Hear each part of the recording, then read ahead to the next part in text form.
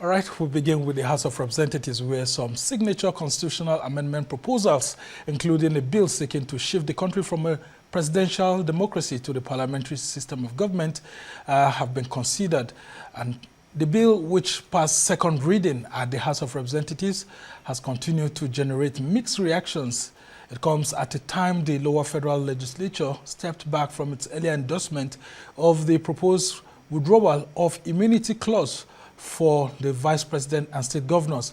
Now, the House of Representatives rescinded its decision on a bill seeking to remove the constitutional immunity granted to the vice president, state governors, and their deputies.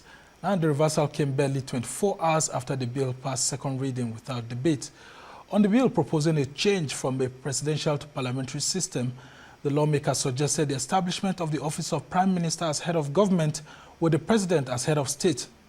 Now, the bill, which marks a total return to the pre-1979 system of government, was among the 42 constitutional amendment bills proposed by lawmakers. Now, the proposed legislations, sponsored by Minority Leader Kingsley Chinda and 59 others, seeks to alter the 1999 Constitution to introduce a parliamentary framework which will shift executive authority from the office of President to the office of Prime Minister, elected from among federal lawmakers, that's in the legislature. Another bill is seeking to stop anyone above 60 years from vying for election to the offices of the president and governor in Nigeria. If the bill scales legislative scrutiny and they are all signed into law, President Bola Tinubu, former Vice President Atiku Abubakar, and the 2023 presidential candidate of the Labour Party, Peter Obi, will all miss out on the 2027 presidential contest, as they are all above 60 years of age. Now, the proposed amendments are part of a broader constitutional review process with over 40 bills scaling the second reading. Well, to help us take a look at the broader issues in the proposed constitutional amendment bills, we have joining us in the studio a senior advocate of Nigeria, that's SAN Johnny Agim.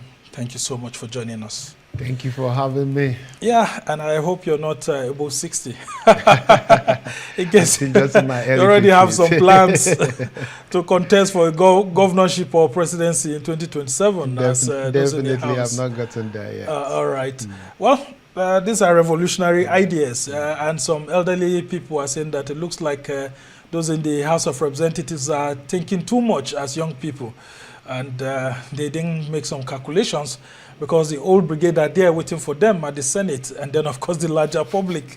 What do you have to say about all these constitutional amendment proposals? Okay, Sumner, thank you for having me. And let me first and foremost start by saying that I don't think that age barrier or age limitation for those who want to vie for the office of the president, as it were, is the challenge we have in this country. So for me, it's neither here nor there. The legislators should concentrate on what will give Nigerians the benefit and the dividends of democracy. And so trying to cut down the age to 60, for me, it's just something that I don't think is. So, well, they say there are more young people in the country, and it looks like the elderly ones are not thinking so much for younger Nigerians. So maybe if we have that threshold, it could actually help revamp trust in government, return, well-fitted people. I think I'm not in support of that, because if you ask me, what have the young generations who've been voted into offices before now, what have they done? And so their records are there for everyone to see. So I don't think age is actually the issue. It's about the competence of those who are voted into those offices that really matter. So for me, it's neither here nor there. And I would not want us to waste the valuable time of Nigerians to be talking about the House asking us to return from where we are currently to begin to put the age limit for those who want to be president. And in any case, yeah, but will it be deemed a discrimination if a fundamental human rights should actually ensue if we have this kind of I know definitely lawyers like me, some of us will go to court to challenge it, because how do you now explain it? Someone who is in his prime, and of course, like they say, wisdom sometimes comes with age. So, like I said, that shouldn't be something that we should. There are several other issues and proposals that they brought up that I think it's actually we should commend them for. But in any case, if you look at it by and large, I would not want to jump into conclusion, but I think some of these things are self-serving. Oh, all right. Yeah. Now, let's go about. Let's talk about the parliamentary proposal. I mean, for us to return back to the parliamentary system of government, saying that the presidential system is too expensive, and it seems not to have delivered the dividends of democracy since 1979, when we introduced the office of the executive president. If you ask me on that, the parliamentary system gives the powers of government to the parliament, thereby taking away the executive powers, and the president becomes a ceremonial head of state. And of course, it will defeat the interests of the current democratic administration or constitutional democracy that we are running. And so what that now means is perhaps maybe the Senate president will become the prime minister. And then, of course, when that becomes the case, it means governance, decision making with regards to government in Nigeria will rest squarely with the legislature. Yeah, and then just like it's done in the UK, where the prime minister comes from there, and they say, I mean, it will reduce the cost of government because ministers will be also members of the National Assembly. So you don't need to have a separate group of ministers, but this time around, they are lawmakers and they are being paid as lawmakers. And if they are sacked from the executive, they just go back to parliament. The truth of the matter is there's a reason why Nigeria chose the presidential system of government. And if you see the American system of government that our constitutional democracy is tailored to us, it's functioning. So if you talk about the issue of cuts, then the cost of governance, there are a lot of things we can do to cut the cost of governance. And of course, if you look at our democracy as it were, as we run it today, what we do majorly is not meeting the needs and the yearnings of Nigerians. Whether we run a parliamentary system or a presidential system, as long as the status quo remains, where governance is about who knows what and who knows who and who favors what, then we'll not be going anywhere. So for me, whether we decide to run the parliamentary system where you have the head of government in the parliament and all of that, it still will not cut the cost of governance because of our wastage nature as a country. Well, what they are saying is actually is that the president, there will still be a president, just like Ethiopia does. Yes. I mean, will be separate from the prime minister. But let's also talk about one of the proposals that actually caught my attention, which may be a very serious form of challenge between the president and then the state governors. I mean, it's the one that has to do with the transfer of control of natural resources, including oil, minerals, and all of that, solid minerals, from the federal government to states, for states to control their own mineral resources. How feasible is that? Okay, now, under a federal system of government, you want to believe, you want to think that that should be the case. However, currently our constitution has the provisions delimited into the concurrent legislative list and the exclusive legislative list. And of course, minerals as it were, which again, I have a bit of reservation because there are some part of the country where some minerals are being harnessed and the benefit is taken by the state and the federal government is not taking benefit of it. There are several of those solid minerals as it were. So if you ask me whether we want the states to begin to own their resources, do we have the mechanism in place where these resources, when the state take benefits, either by extraction, how do we measure what the state extracts and what percentage goes to the state? Because if you look at currently, even the crude we extract in this country, records are bound or evidence are bound that we don't even know what we extract. And so if the federal government that is in control of crude cannot determine the quantity of crude that is extracted daily, imagine when we now allow states to take benefit of their resources and begin to determine what comes to the center. You and I someday might wake up and we'll discover that our treasury is empty because the state can wake up someday and say they didn't extract anything, and so nothing comes to the federal purse. So those are some of the issues that I think there's need for a lot of consideration and reconsideration before such laws. But how about if there are provisions that for states that can't do it, maybe like the bigger states, Yeah. I mean, like Lagos, like Rivers and all of that, Delta, that could do it, maybe they can actually meet some conditions of the law and then start mine. And for those states that cannot, the federal government continue to still be in charge. Is there a possibility we could have like a mixed rule like that? Well, again, considering our peculiarity as a people, you know, you travel around the world, you see things function, and everybody they see themselves as one. But in Nigeria, we are polarized.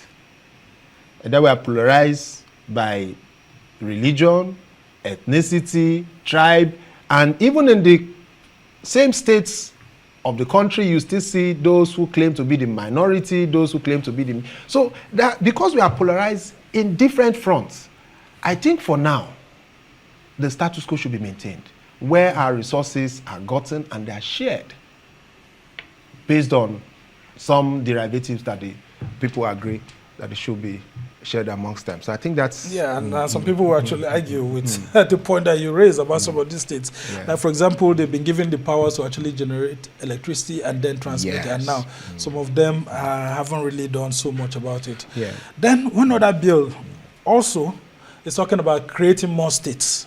Okay. So there are different states and all of that. Yes. How feasible is it for us to create states at this point in time? Now, creating states, depending on to what end those states that will be created stand to achieve. Because whether you like it or not, there are some states in this country that are bigger than 4 states put together in Nigeria. I give you an example. A state like Cross River, that state is bigger than 4 states put together. And you can travel within that state for 12 hours to move from the southern part of the state to the northern part of the state. And sometimes you can even spend 2 days if you're unfortunate that the roads, you get trapped on the road by traffic or because of lack of infrastructure. So such states, definitely, you should be thinking that such should be reduced to 2 or 3 more states where you can begin to allow development reach the various parts of the state. But then where states are only created for political benefits, that is where I think we should reconsider. So for me, I'm for creation of more states, but then again, there should be the utilitarian value of those states before they're being created. And that Cross River you talked about, one of the oldest provinces in Nigeria, Ogoja State. Exactly. Because all other provinces eventually became states. All become states. And then Ogoja hasn't. But you also have Ijebu, Ode, and all yes, that. Yes, yes. The Ogoja State you just mentioned. Yeah. Imagine that if you go to Ogoja, you will not believe that it's one of the oldest provinces in Nigeria.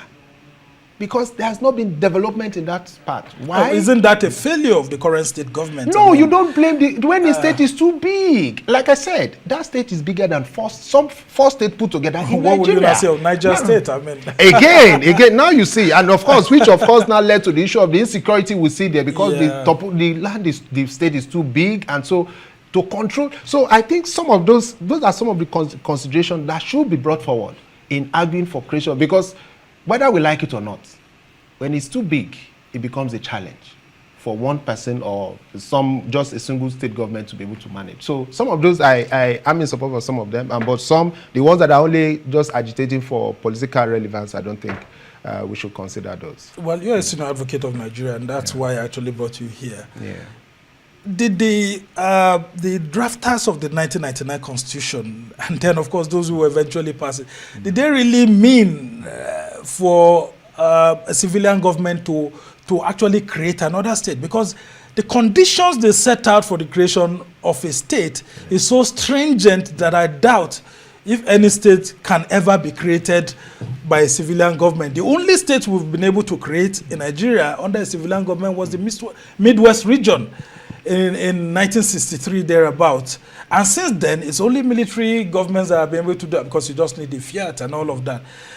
Considering what we have in the 1999 Constitution, do you ever by chance think that we can ever meet the provisions of that Constitution? Okay. Now, I have a contrary view. If we say we run a constitutional democracy, what that means is that the power is in the hands of the people. The people determine what they want. You know, because over the years, we've been ruled by, bedeviled by military juntas who take power and try to determine our fate. We've all been soaked in with that mindset that we as civilians, when it comes to a civilian regime, we cannot on our own agree to do things right. I believe that it is a matter of us agreeing. First and foremost, like the example I just gave. Why allow some provinces that were there from inception to still remain province, while some that were not even in existence are now states? That's one. Then secondly, the National Assembly is a representation of the people. We have 109 senators and 360 House of Rep members representing the entire country.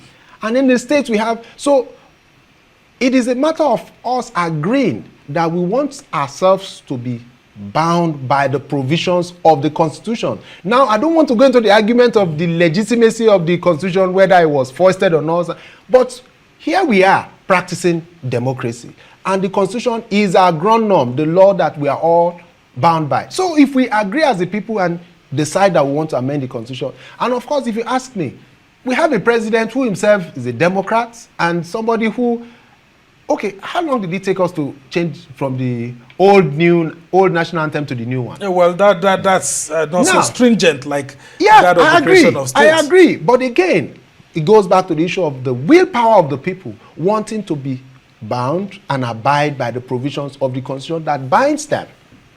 So if we agree as a people that we want to, we can't do it. So we shouldn't, because that in itself is we as the people accepting that defeat, that we cannot do anything on our own except some military junta who come in and decide to do whatever they want to do. Because if you consider the military, when they come into power, one thing they do is they suspend the Constitution, and decide to rule by fiat. And it becomes easier for them to actually govern because they don't make use of the Constitution. So for me, I believe that we should look at the Constitution critically, and that is why some of these provisions for amendment, I'm in support of them. Some of those rigid provisions that require too numerous a tax for Nigerians to go through, we can make do with them and then come up with maybe more lighter requirements to be able to allow us move as a people. And some people are also saying that in this constitutional process of amendment, that we should introduce the issues of, a provision whereby if any part of the country doesn't like to continue to belong to Nigeria, can actually, opt out. Like, I mean, we had it in the 1978 Constituent Assembly, people wanting to introduce that people can just, call for a referendum. And then, of course, if others are okay with it, they can live as a constituent part of Nigeria. Would you want to support such? Okay. Now, if you ask me, I think that is a very touchy issue that I think we all need to, as a people. Yeah, but they said, it's part of their freedom. People should be able to decide if they still want to belong to Nigeria or not. And I agree. There have been this agitation. I agree, for but decades. I'm an advocate for the more the merrier. Nigeria, whether we like it or not, whether we were put together, like some persons will say, by some foreign interest, that time is over. Now, Nigerians, we've been able to move across ourselves, we're marrying across ourselves, and so we have a Nigeria. Whether we like it or not, Nigerians might not accept it that currently there is a Nigeria. But I think what we should do, again, it takes me back to the issue of those fault lines that tend to divide us more. While someone wants to leave a country like Nigeria and just form a small enclave that can't even stand a country like Cameroon or Benin Republic, I think it is just because of the injustice that some persons might be perceiving to be suffering in the larger country called Nigeria. That is why, if not, why would you want to leave? Nigeria is blessed. So maybe if we have a just leader, it could actually make things better. Again, it goes beyond the leader, which is why I always say we put too much responsibility on these leaders. Look at our constitution. What are the things that we think can make us hold the leader accountable? Those are some of the discussions that we should be having. And when we do that, because, you know, like they say, power corrupts. An absolute power corrupts absolutely. When someone knows that you've given him 4 years and within that 4 years he can do and undo, what do you expect? But when he knows that, hey, which was why some of the provisions, like you mentioned in your intro, when you talked about the provision for the Section 308 that has to do with the immunity clause that was debated, and all of a sudden within 24 hours there's a reversal and all of that. Yeah. Again, for me, I think that perhaps maybe that should be reconsidered, and some provisions or some aspect of those immunity should be taken off, so that these persons know that they are not just there, because you know how it is in Nigeria. I feel that I have guaranteed 4 years, so I can do whatever I want to do, and before you know it, after then I go grab power and still stay again in office for another 4 years, and I try to appease those who I perceive to be my enemies, and then when I come back, I start being called His Excellency all over the place without calling to account for the deeds that I committed while in office. Okay, so as we try to wrap up, there are still some of those constitutional amendments proposed, and one of them that I find very interesting is for specific seat for women in the national and state houses of assembly. Do we really need to give specific seats to women? I mean, if we also say there's equality, why can't women continue to seek for legislative seats, just like their men counterparts? Wouldn't it be discriminatory against men, actually? Can someone go to court to challenge that? You see, I'm wondering what I'll say here that the women will not say against them. But you see, now how do we determine 13%? I mean 35% for women, for instance. You have 109 senators. There are proposals, or we conduct elections for senators, for instance. How do you determine, how does INEC determine that, okay, fine, we now have 35% of women who have won elective seats, so the other seats should be left for the winners, for the other positions should be only be for men. And so these issues are issues that I think we have to reconsider, because it's not just enough to say, oh no, we reserve some seat for women. What happens? Elections are conducted, both men and women vie for those offices. At what point do we determine that we've gotten the 35% required for women, both for the states and the federal, the National Assembly and all of that? So these things are not clear. It's just not enough for us to mouth these things and say, oh no, we reserve people. How do you go about it? We will be doing it in rotational system, for instance, where you say, okay, you, for this geopolitical zone, the persons who should vie for these offices should be only women. So some people are actually toying with the creation of a fourth, area. You know, in each state, I mean, you have like 3 senators. So, for example, create 1/4 senatorial district for women. I mean, it will just come randomly. It's left for the women to decide. I mean, lots of ideas here. But SN, there's also this proposal for the Court of Appeal to be the final arbiter in terms of cases that have to do with governorship and then senatorial elections and House of Reps and all of that.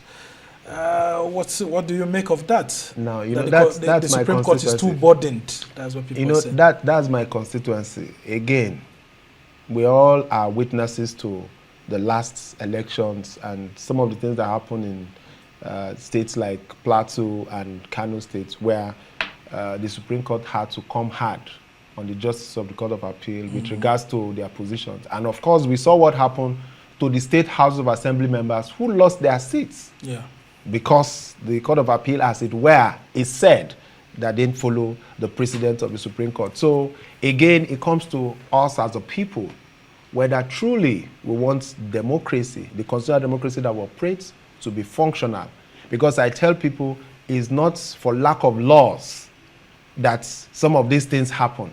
It is we, those who implement the laws, those who interpret, and those who advocate for the but the Supreme Court says it's actually too burden. I mean, but I want to yes, I agree.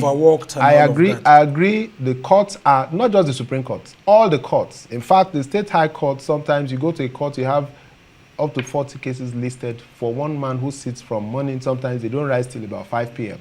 And you do that every day, and then you have Saturday and Sunday to prepare your rulings and judgments and all of. So all the courts in Nigeria are overburdened.